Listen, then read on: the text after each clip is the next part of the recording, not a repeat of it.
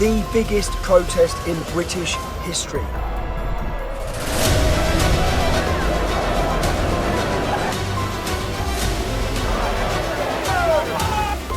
सोचिए, लंदन की सड़कों पर अचानक इतना सन्नाटा क्यों टूटा कि सरकार तक हिल गई?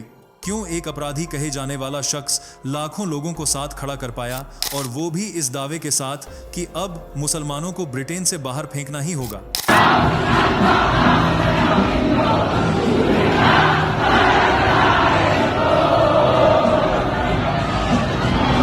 ये सिर्फ एक प्रोटेस्ट नहीं था, बल्कि ऐसा पल था जिसने पूरे यूरोप को सोचने पर मजबूर कर दिया कि कहीं अगला धमाका उनके देश में तो नहीं होने वाला।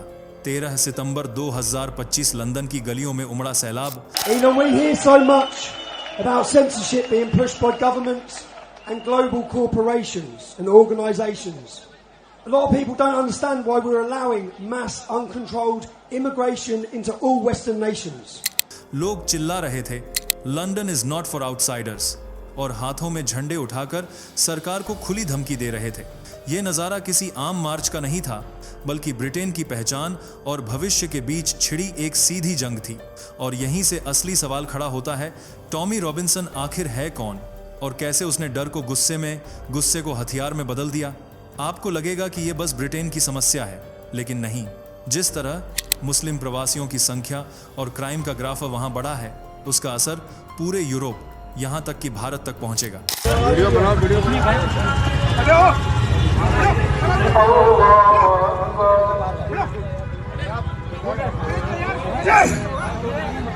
भाई सजदे में थे, देख सकते हो भाई लोग, सजदे में थे भाई लोग, जितने भी नियत कर रखे थे, इसने लात मारा है पुलिस वाले ने। यही है असली इमीडिएट थ्रेट। अगर ब्रिटेन जैसे मजबूत देश की सड़कों पर हालात ऐसे हैं, तो बाकी देशों का क्या होगा? तो जुड़े रहिए, क्योंकि इस वीडियो में हम आपको वो परत दर परत सच दिखाने वाले हैं जो मीडिया छुपाती है।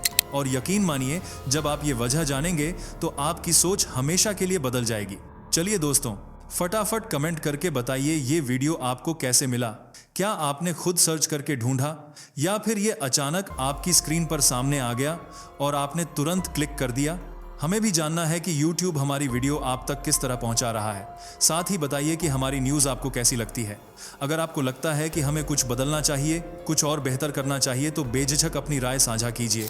और हाँ, चैनल को सब्सक्राइब जरूर कर लीजिए, ताकि आपको हर ट्रेंडिंग और ताज़ा खबर सबसे पहले मिले। लंदन की सड़कों पर प्रदर्शनकारियों ने काटा हंगामा। लाखों ब्रिटिशर्स की भीड़ से खचाखच भरी लंदन की गलियां। इमिग्रेंट्स के खिलाफ ब्रिटिश इतिहास का सबसे बड़ा प्रदर्शन। कौन है इस रैली को बुलाने वाला? कैसे एक अपराधी ही लोगों को दिखाने निकला सही रास्ता? कौन है टॉमी रॉबिन्सन? क्या सच में एलन मस्क भी ब्रिटिशर्स के प्रदर्शन में उनके साथ हैं? कौन है ग्रूमिंग गैंग्स? कैसे पाकिस्तानियों ने ब्रिटेन में मचाया आतंक? क्या इस्लाम से इतना डर रहा है ये देश? यकीन मानिए, वजह जानकर आपके भी होश उड़ जाएंगे।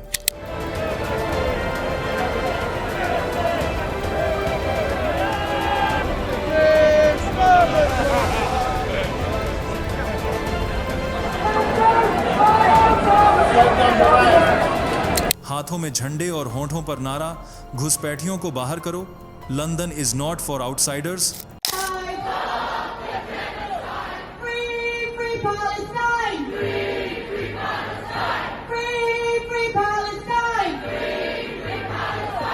ये नज़ारा है यूनाइटेड किंगडम की राजधानी लंदन का, जहां 13 सितंबर 2025 को 1,10,000 से भी ज्यादा प्रदर्शनकारी एक साथ सड़कों पर उतर आए।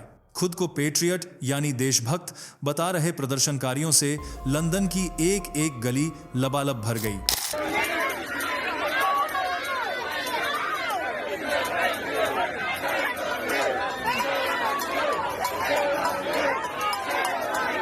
अपनी स्क्रीन पर आप साफ देख सकते हैं कि लंदन की गलियां प्रदर्शनकारियों से खचाखच भरी हुई हैं। हाथों में ब्रिटेन का झंडा है। इसे दक्षिणपंथी संगठन का अब तक के इतिहास का सबसे बड़ा प्रदर्शन बताया जा रहा है, जिसकी खबर मिलते ही पुलिस प्रशासन और ब्रिटेन की सरकार में हड़कंप मच गया।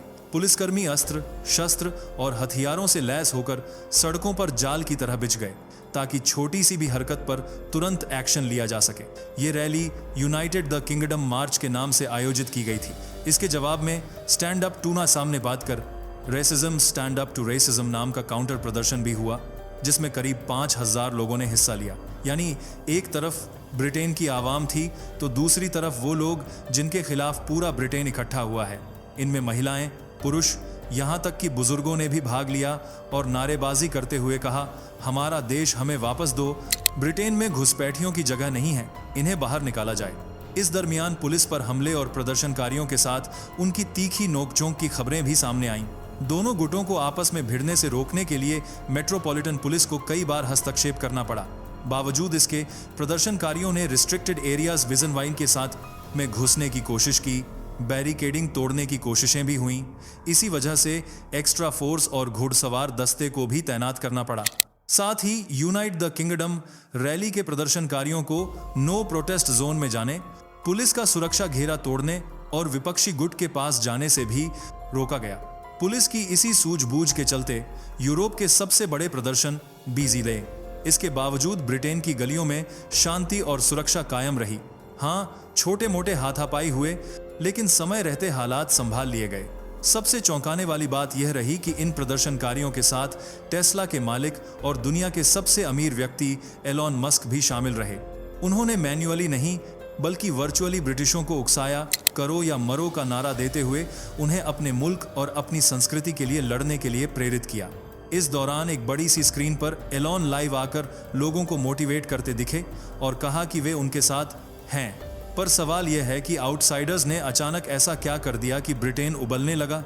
इसका जवाब यह है कि ब्रिटिशों को सभी आउटसाइडर्स से नहीं बल्कि खासकर मुस्लिम घुसपैठियों से तकलीफ है और वे कई बार कह चुके हैं कि इन्हें देश से निकाल दिया जाना चाहिए, क्योंकि ब्रिटिशों को लगता है कि मुस्लिम शरणार्थी किसी भी देश में एंट्री रोटी के 2 टुकड़े और 2 गज जितनी जमीन के इरादे से करते हैं, लेकिन जल्द ही ये पूरे देश पर नाग की तरह फन रखकर बैठ जाते हैं और फिर फन मारकर उसी देश के मूल निवासियों को उठाकर बाहर फेंक देते हैं।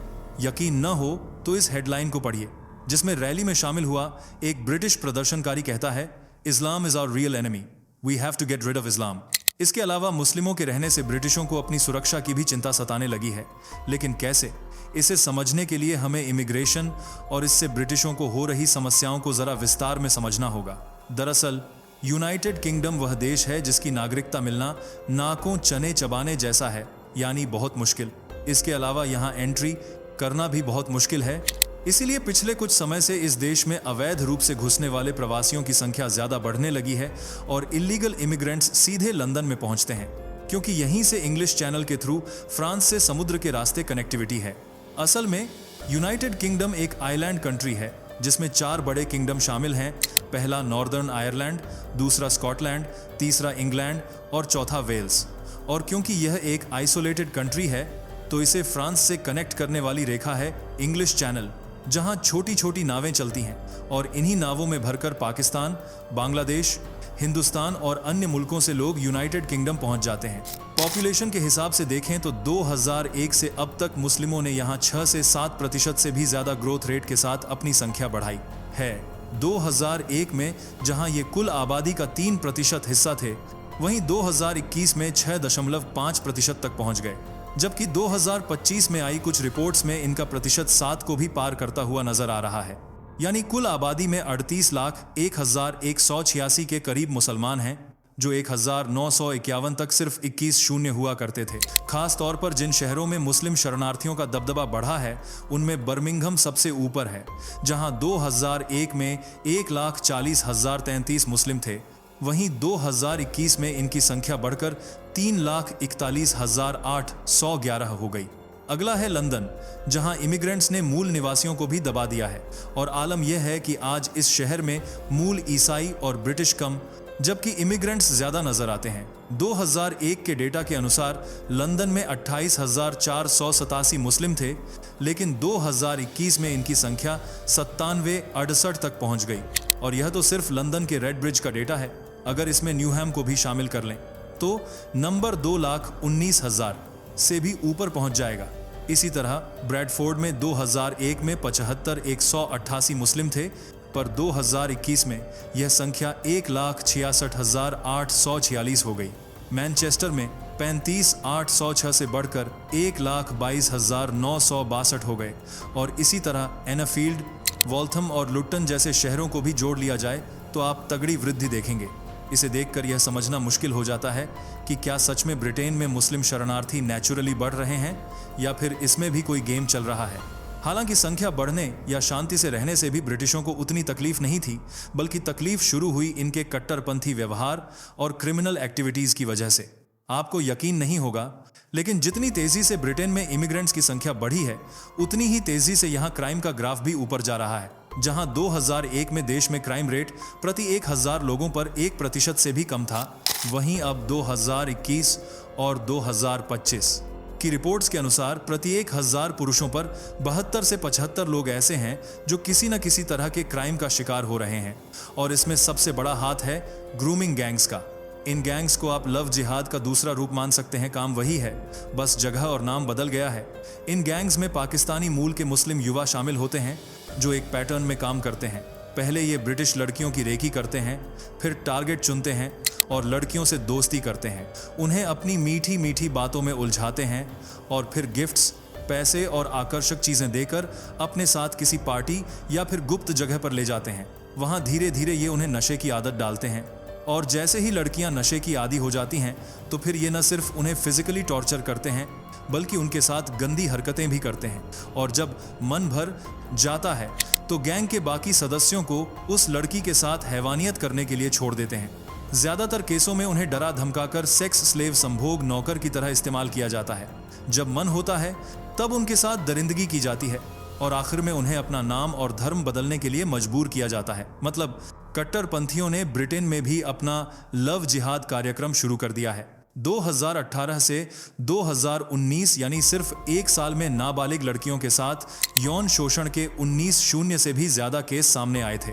इससे आप अंदाजा लगा सकते हैं कि धार्मिक कट्टरता का चोला ओढ़े ये शरणार्थी किस तरह मानसिक रूप से पीड़ित हैं और उनकी इस बीमारी का शिकार हो रही हैं ब्रिटेन की नाबालिग लड़कियां और महिलाएं। सिर्फ यही नहीं, मुस्लिमों द्वारा मूल ब्रिटिशों पर होने वाले अपराधों की संख्या भी दिन प्रतिदिन बढ़ती जा रही है। इसकी पहली श्रृंखला की शुरुआत 9 वर्षीय एलिस डे सिल्वा अगुएर, 7 वर्षीय एल्सी डॉट स्टैनकॉम्ब और 6 वर्षीय बेबे किंग की मौत के बाद से हुई है। 30 जुलाई 2024 को तीनों बच्चियां टेलर स्विफ्ट थीम वाली डांस कार्यशाला में पहुंची थीं, जहां चाकू से उन पर हमला कर बेरहमी से मार दिया गया। इसके बाद तो पूरा ब्रिटेन प्रवासियों के खिलाफ धधक उठा, क्योंकि बच्चियों की मौत का इल्जाम भी मुस्लिमों के सिर ही आया था। इसी वजह से साउथपोर्ट, मर्सीसाइड, लिवरपूल समेत इंग्लैंड में भारी प्रदर्शन देखने को मिले। लोगों ने नारे लगाए, हमारे बच्चे बच्चियों की रक्षा करो और इन नावों को रोको। तब से लेकर अब तक ब्रिटेन में मुस्लिम और सभी इमिग्रेंट्स को देश से बाहर निकालने को लेकर 50 छोटे मोटे प्रदर्शन हो चुके हैं। लेकिन 13 सितंबर को अब तक का सबसे बड़ा हंगामा हुआ और इसके कर्ता धर्ता थे टॉमी रॉबिन्सन, जिनकी अपील पर लंदन की आवाम ने सरकार तक को हिला दिया।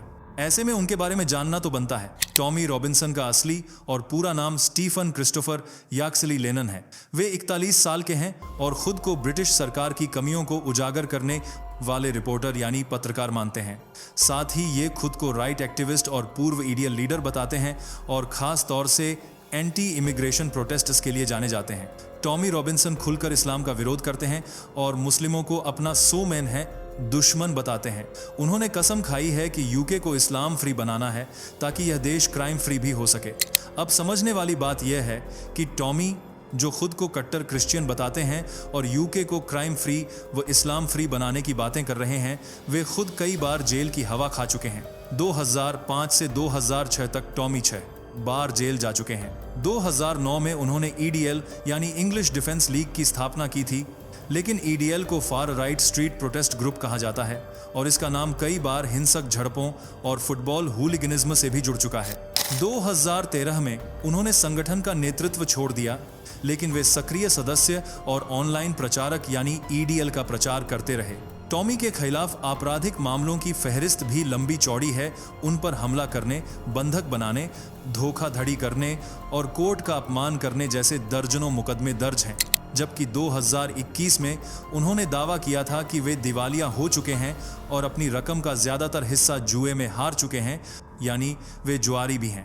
लेकिन बावजूद इसके 2011 में उन्हें ब्रिटिश फ्रीडम पार्टी का जॉइंट वायसराय बना दिया गया और अब वे ब्रिटेन में एक प्रभावशाली व्यक्तित्व बन गए हैं, जिनकी एक आवाज़ होगा पर ब्रिटेन की जनता उनके पीछे पीछे तख्ता पलट करने तक की हिम्मत रखती है। टॉमी का साथ देने के मामले में एलॉन मस्क भी पीछे नहीं है। वे अमेरिका में बैठकर ब्रिटिश लोगों को बता रहे हैं कि उन्हें इमिग्रेंट्स के लिए क्या करना चाहिए। हालांकि ब्रिटेन की जनता भी इमिग्रेंट्स की हरकतों से तंग आ चुकी है।